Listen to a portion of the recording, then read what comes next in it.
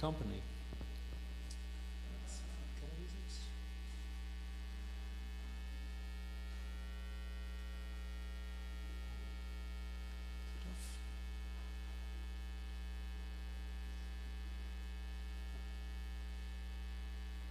Or I will just ask.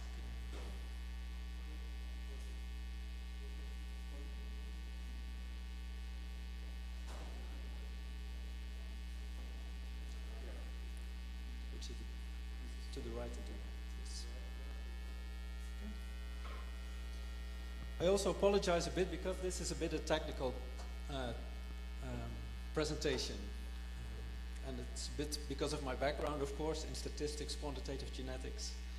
But I hope you will bear with me for this presentation. I will also show some more general aspects. And I hope you appreciate the nice, I took the color orange, of course, because of the Netherlands, which is associated with this color very much. And these are actually crops that are polyploids. So first of all, and this refers a bit back to the discussion we had before in Victor's talk about funding of projects. The work that I'm now presenting is the consequence of a number of 4-year projects on polyploid genetics that were funded within a public, what we call in the Netherlands, a public-private partnership.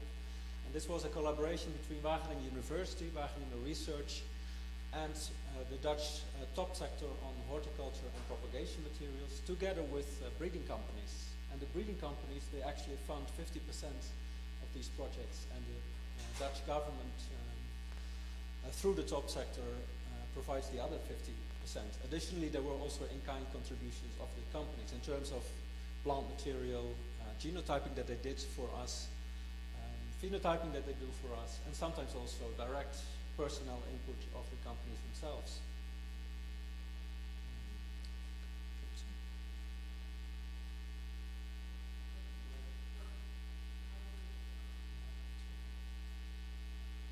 No, I'll let you do it. So it's okay.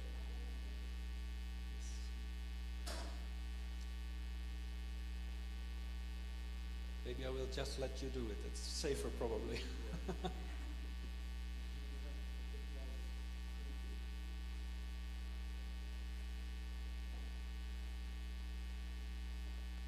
So the next one, please.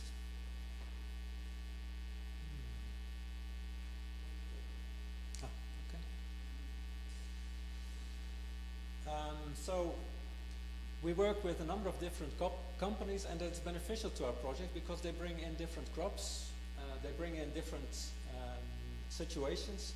I will show you the crops in a minute, and we were especially interested in all these different genetic situations. So among the crops we had autopolyploids like potato, we had allopolyploids, we had polysomic segregation, disomic segregation, etc. We had different ploidy levels, triploids, tetraploids, hexaploid, octoploids. We even had some aneuploidy in one of the parents of our crosses.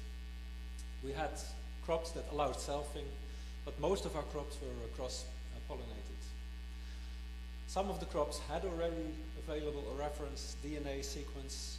Other crops did not have that available yet.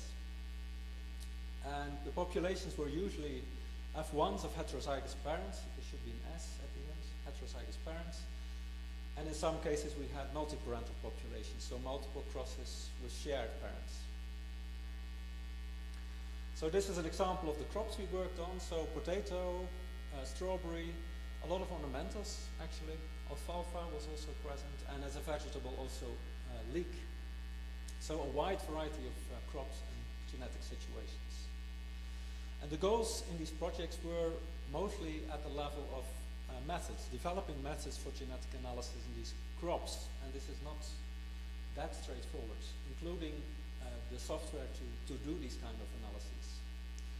At the time that we worked with the data, these crops, we mostly had access to SNP marker data from SNP arrays, but it would work very much in the same way in the case that you have molecular markers from sequencing.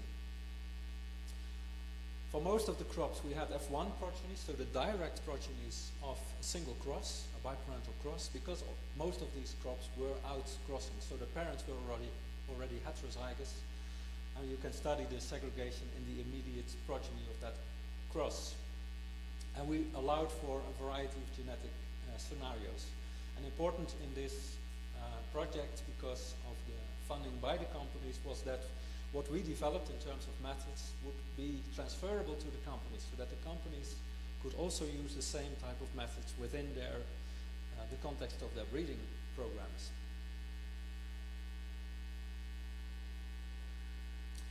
Now, for those of you who are not familiar with polyploids, most animal species and also humans are diploids. So you get one chromosome, of each chromosome you get one copy from your father and another copy from your mother.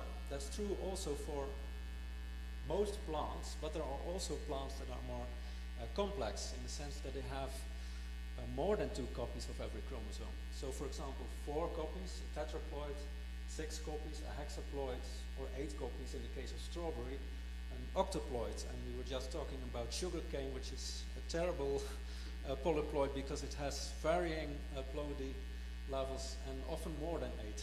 So this is a difficult situation.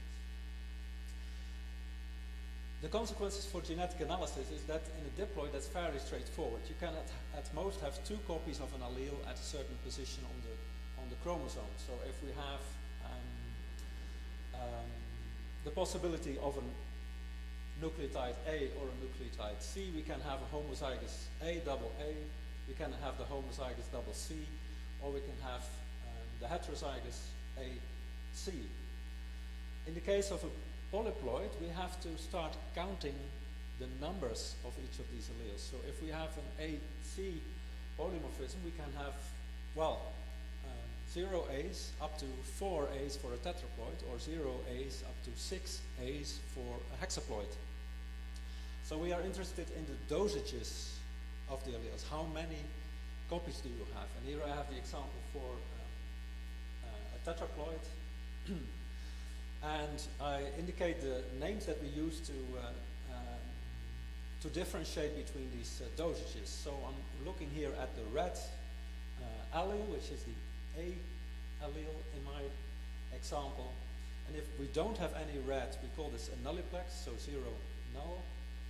A single one is a simplex, 2 is a duplex, 3 is a triplex, and 4 is a quadruplex. So we have 5 classes that we need to distinguish for our genetic analysis in a tetraploid. And we have 7 in a hexaploid, and we have 9 in an octoploid.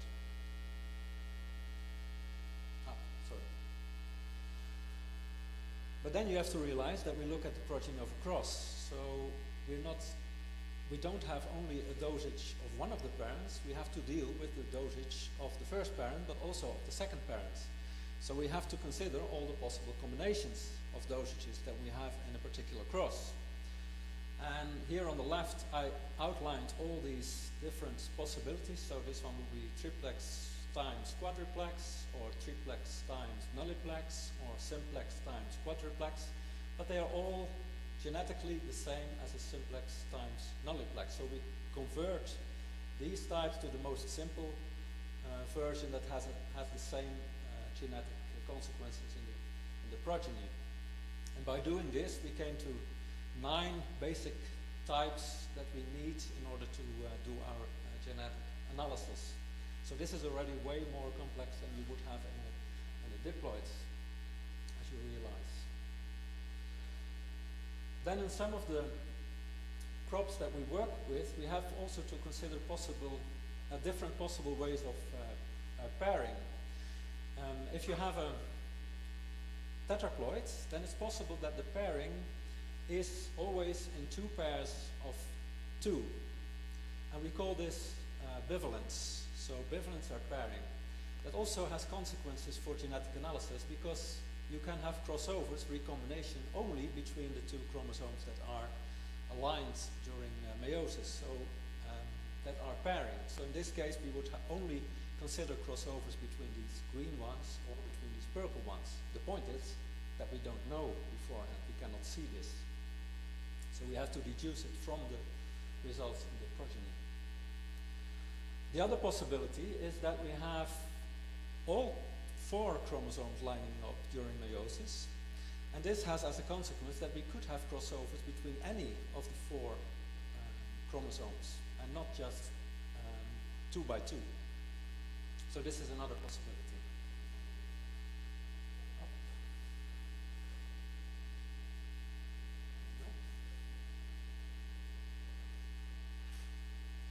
Stuck again, yes.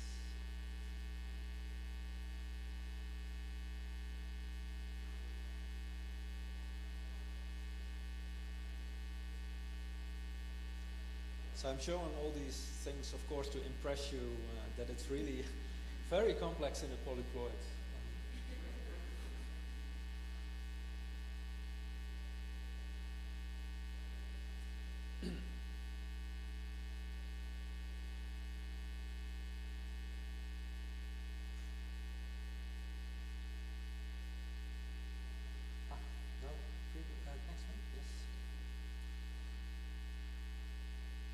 And then,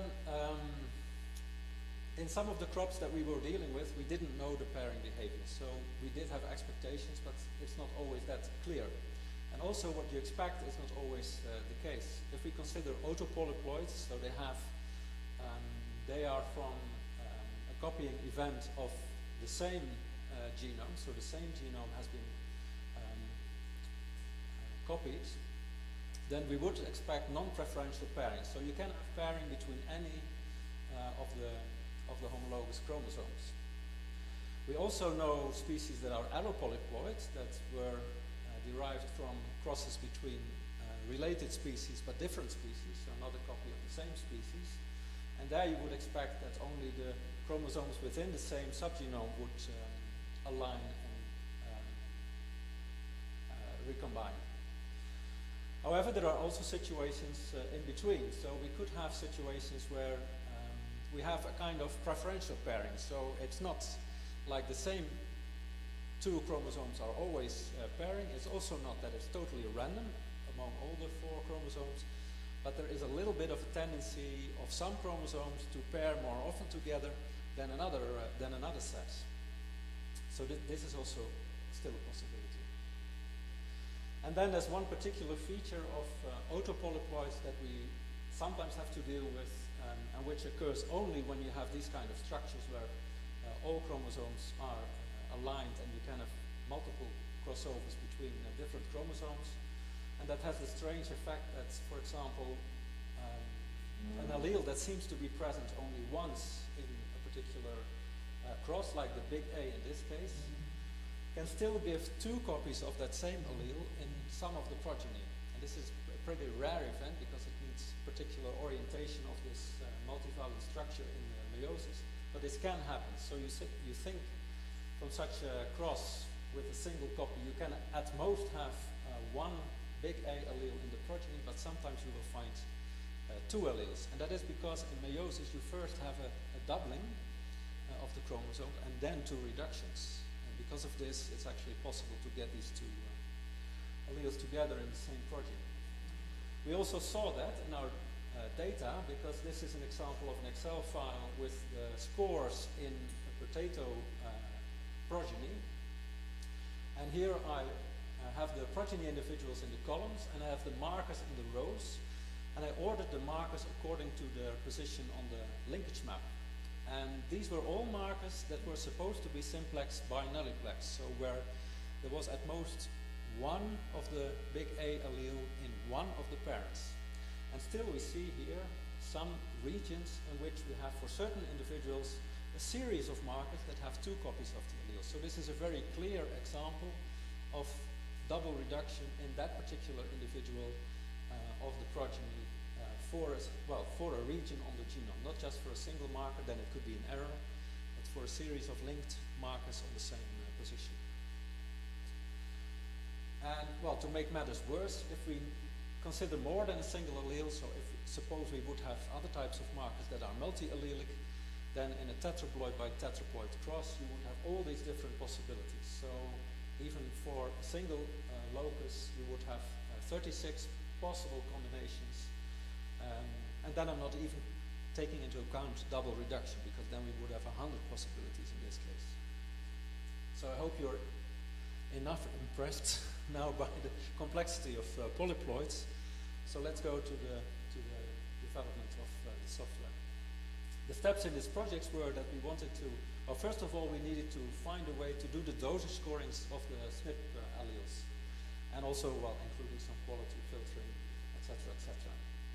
Then with these dosage scores, we wanted to do linkage mapping in much the same way as we do for diploids. So for diploids, this software was already widely available and already, well, since the 1990s, you could say. But for polyploids, we didn't have such softwares available. And that involves estimating recombination frequencies, determining linkage phases among the markers, and order the markers on the chromosomes. And we wanted to have both homolog maps as an integrated map over the homologs. And then finally, we wanted to use these linkage maps for the QTL analysis of traits. Of course, we are very often interested in quantitative traits. Now, the first software was already developed a long time ago. It was called FIT Tetra. It has now been renamed to FIT Poly. During the projects that we did, we improved this software. This is software from a colleague of mine, Roland Voret. He is in my group. Parallelization, and we extended from tetraploids. It was only for tetraploids in the beginning, and we extended it also to other ploidy levels, not just tetraploids. It now allows also for multiple populations. It allows the use of prior known dosages if available, and we added visualization to this.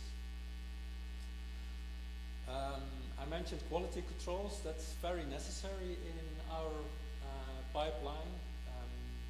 The data comes with, well, usually with quite some problems, and in a polyploid it's sometimes difficult to distinguish errors from real data, so we need a way to really improve the quality of our data. And Roland Voret also developed a package, an R package called FIT Poly Tools, which comes together with FIT Poly. And here's an example from array data where we needed to convert the signals from the array of the two alleles. So on the x-axis we have the signal for the first allele, on the y-axis we have the signal of the second allele, and this is in a hexaploid, so we need to be able to distinguish a maximum of 7 groups. Now this is a very nice example because here they are very well separated. Each dot in this graph is a particular individual, and it's very well possible to group these individuals into different dosage classes. So the green one, I don't have my pointer now. So the green one on the upper left, they would be nulliplex, and the red ones at the lower right, they would be hexaplex, you could say. So they would have 6 copies of this particular allele.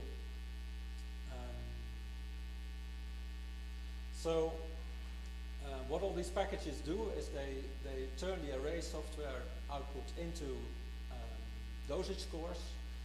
They remove samples that seem suspicious or markers that seem suspicious.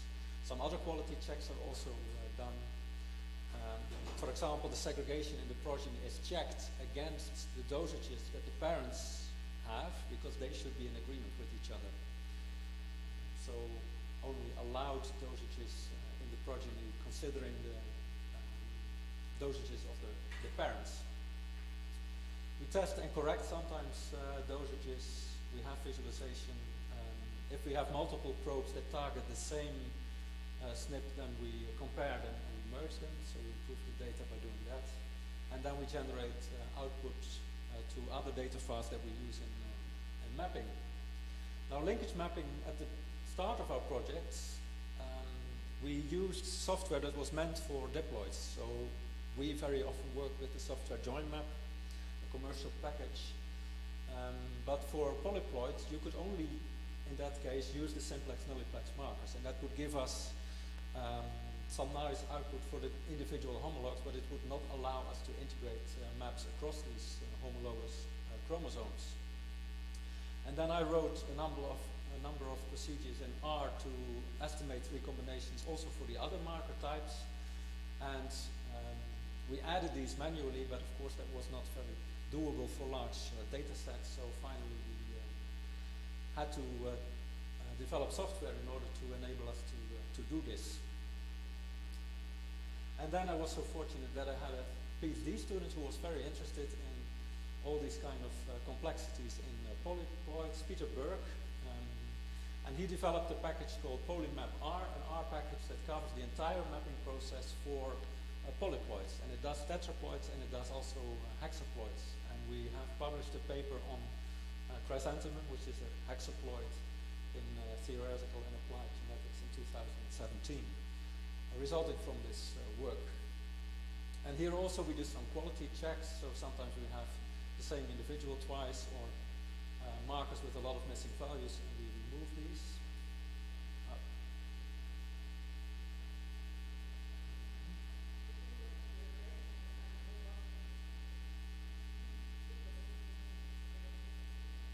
Sorry, what do I do? No, I'm trying to press it right. Only. So, for example, we have a way to visualize what will happen considering whether or not you're very strict on your levels of accepting missing values for the markers. So we want to be able to see, well, if I'm this strict on the number of missings, then I retain so many markers or remove so many markers. So in this case, on the y-axis, we have the number of markers that are removed. On the x-axis, we have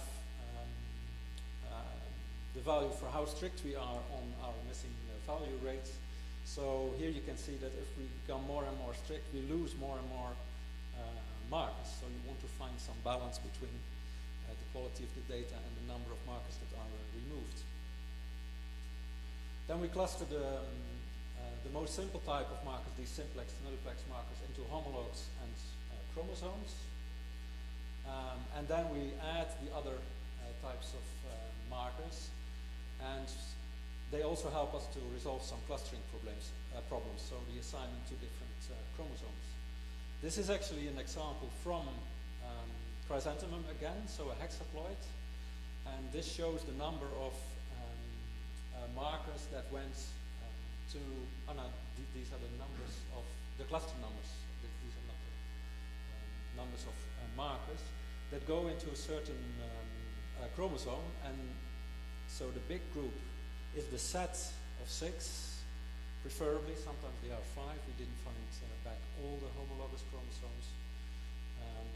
So they were clustered together first based on these single circles, and then we used other markers to connect them to other homologs of the same chromosome. So preferably we should have 6 in every bigger circle, and they should be in total 9 because of the number of chromosomes. And here that worked pretty well.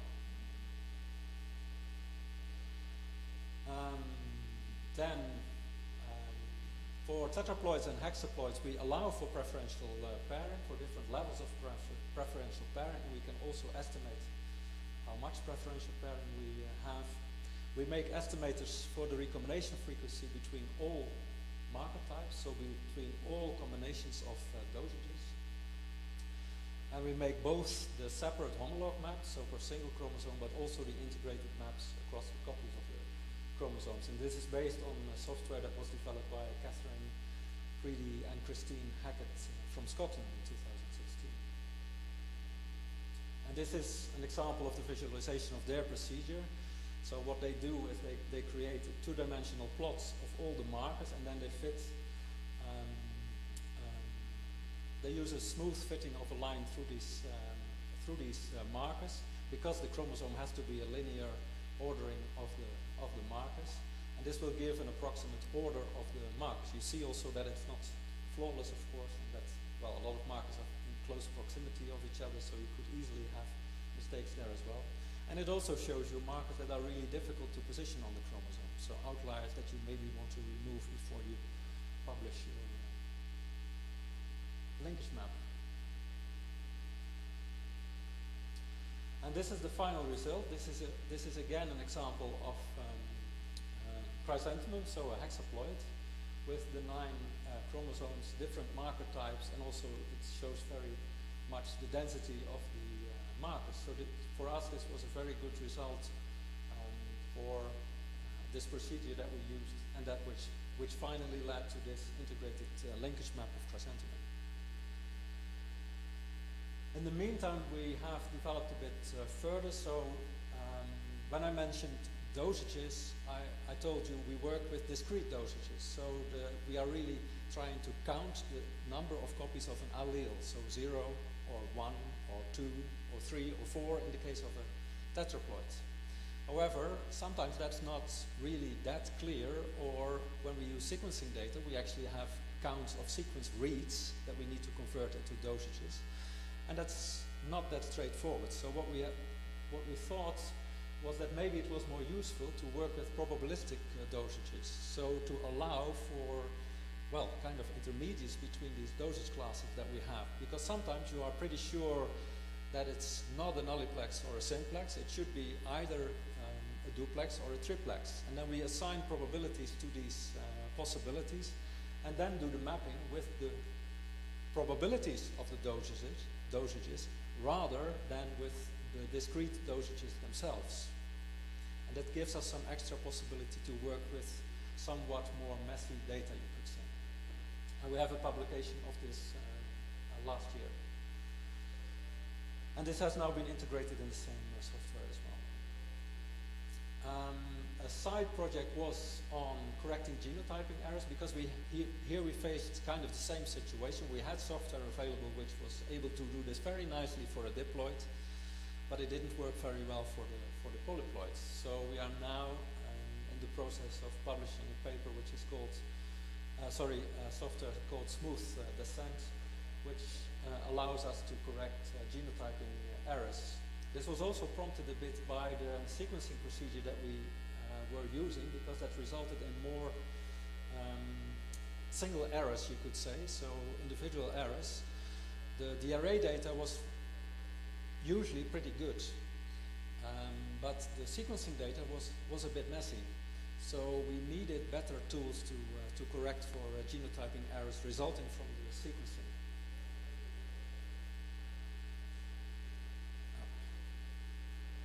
So that's what we did. It's a kind of iterative procedure, and it's applied in a number of iterations, correcting single genotypes, then re-estimating the linkage maps, then again checking for errors, and repeating that a number of times until nothing changes anymore. That's the basic procedure.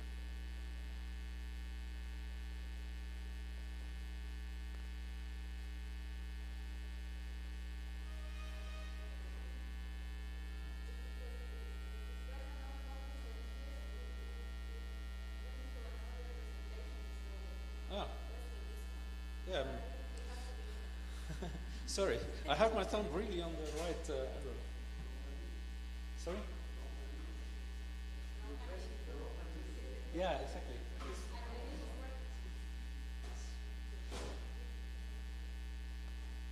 So this was an example from simulations, actually, but we also have it from real data with strawberry. And this is a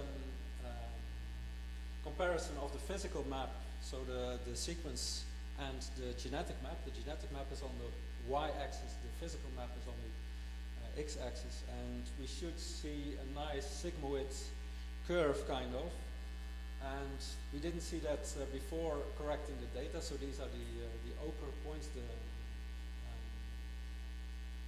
these ones. So they are really disconnected. And after the correction, we see these purple ones, and that is much more what we would expect if you compare the physical sequence to a genetic map. Then for QTL mapping, we often consider two possibilities: regression on the marker data, which doesn't really require a map. This is not the slide that I wanted to use. Well, I will just skip it.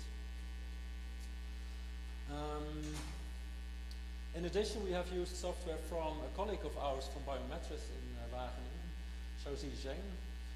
He developed a package called Tetra Origin, which allows for haplotype probability estimation based on an integrated map and marker dosages. We used that in our software, but it was very slow at the time, so we made a kind of easier version of that same software and included it in our mapping software.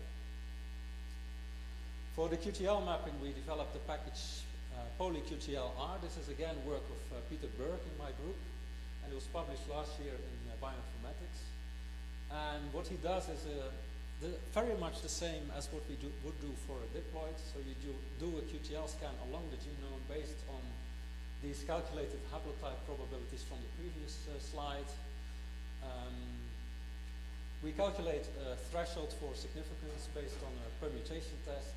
We explore the possibilities for a QTL segregator because, well, I showed you all these possibilities for the markers, but we have the same possibilities also for a QTL, including dominance or additivity or dosage effects, and then to find markers near the QTL that could be used potentially also in breeding, and visualize that in some graphs which I will show. And now at the moment we are extending this procedure to the use of not only single SNPs but also haplotypes based on a series of linked SNPs, which we think might be much more informative than each of the individual SNPs.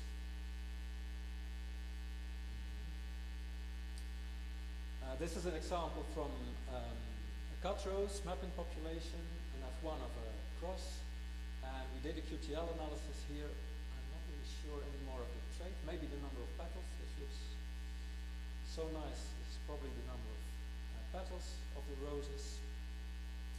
And what you see here is that we find a QTL here at the end of this chromosome. And what we then do is we try to zoom in on this region of the linkage map, considering all the markers that we have available in this particular position.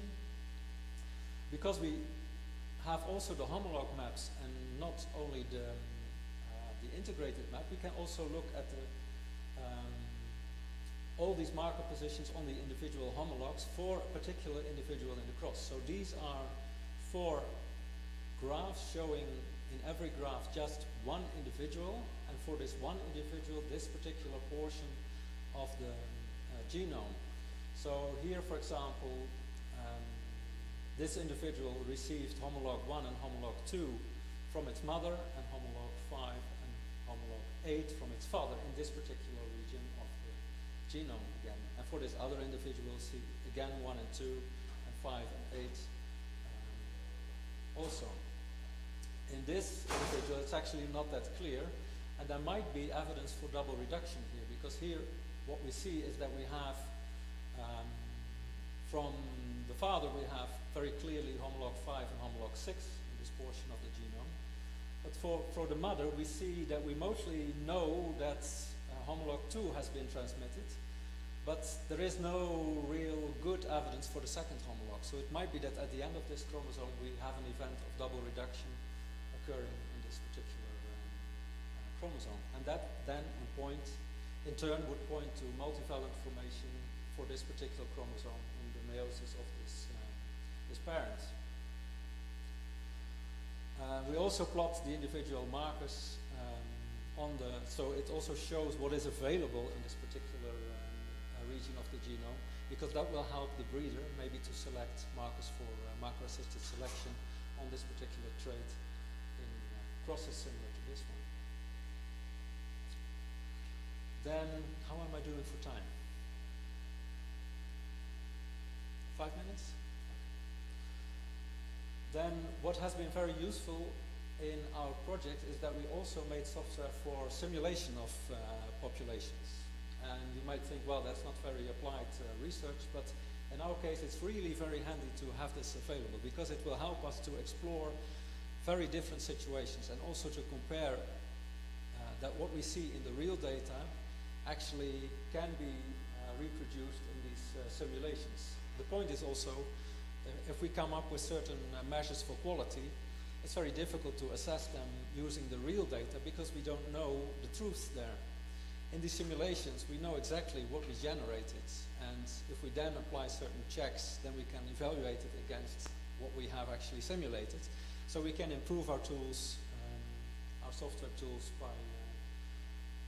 by studying the populations with a simulation program. And this simulation program needs to be able to replicate, of course, also all the situations that we encounter in the real crosses. Finally, we have also looked at ways to do a QTL analysis, not in one single cross, but in a series of linked populations. So multiple crosses where some parents, or maybe one parent, is in common between the crosses. And this resembles a bit situation that breeders are often dealing with. So they often have a number of smaller populations, but they also often use the same parents in different populations. So if we could combine the results from multiple populations, we would have extra power for doing QTL analysis. And there we allow for different possible statistical models to combine across these different crosses. And that led to a paper that we published this year. Okay, that was actually what I wanted to talk about. And I have a lot of people to thank, of course. So these are all the people that were involved in developing the software that I mentioned. So these were the people that really contributed scripts, our scripts, let's say. And then the project was even much larger. And we called ourselves Polyploids United. That came as a joke in the beginning of the project together with the companies. So the companies and the university and the research group. At some point it became a running gag that we were Polyploids United. So I want to thank all these people for their contributions to this work. Okay, that was it. Thanks very much for listening to me.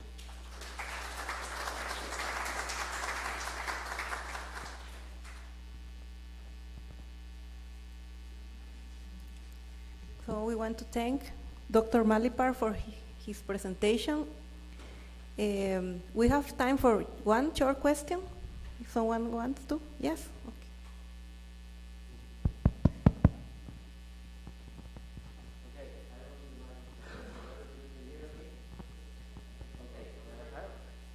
I get the microphone. Does it work? Yes. I was just wondering if you could comment on, in the initial part of your talk, you have the different alleles, number of different alleles. Now, how does the expression of the genes work? Is there a gene like silencing? Because, you have multiple doses in one organism, and in another one you have less. Is there anything known along these lines? Very little, I think, at this moment. In some of the experimental work that we have done, we have seen simply dominance, like you would have in a diploid. So the presence of that particular allele is enough to create the effect that you observe. So that happens very often. We also have seen dosage effects, so where we really can see that the phenotype increases or decreases with an increasing dosage of the allele. So where you would expect that, the allele has a contribution not just once, but also on the other homologs. So that happens as well. We test different models, and we also test some more complex models, like duplex dominance, where you need two copies of an allele to generate the effect. But we don't, either we don't see it very often, or it's very much also explicable by a simpler model, and then we tend to take the simpler model. So thank you, Dr. Chris, for your nice presentation. For our last speaker of this afternoon, we have the closure